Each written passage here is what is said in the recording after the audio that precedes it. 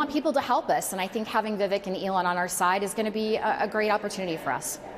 Ramaswamy has said he was asked about Social Security, and he would not commit to cuts, instead saying that they would eliminate waste, fraud, and abuse. I think those are some of the things you have in mind when you're talking about efficiencies. But when you look at studies of the amount that would save if it's actually excised, it's puny. I mean, that is not anywhere close to the number that they're talking about with DOGE. Don't you have to cut Social Security to hit that number?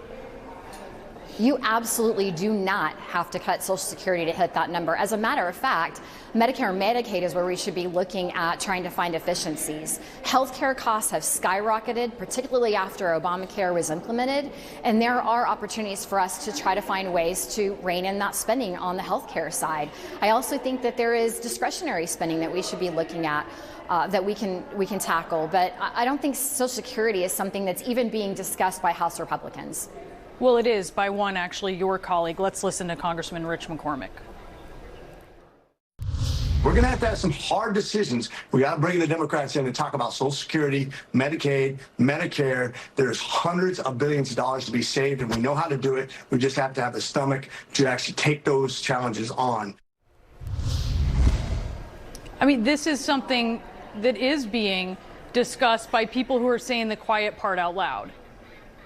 He actually didn't say cuts, but there are reforms that can be done to Social Security to actually shore it up. Look, the reality is, if we don't do something in the next 8 years or so, Social Security will become insolvent. So we have to do something to protect Social Security now and into the future.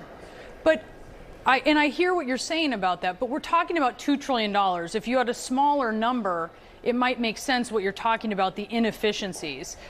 But that there wouldn't be a cut, or for instance, that if you're talking about, as Donald Trump has promised, deporting illegal immigrants, they contribute a large amount to Social Security that is withheld from their pay in many, obviously many instances when it is on the books, which it is in a lot of cases. So you'd be losing that money. I mean, this isn't just about inefficiency. You're trying to say that there's $2 trillion in inefficiency or waste in the government?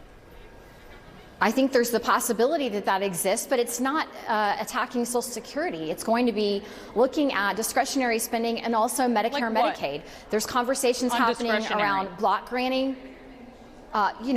There's lots of areas I think that we can look at inefficiencies from the discretionary side. Look at the Department of Energy right now. They've been given trillions of dollars in IRA and IIJA dollars that haven't been spent efficiently. Looking at that waste, clawing it back if necessary, and then finding responsible ways to spend it are really what this conference is going to be focused on.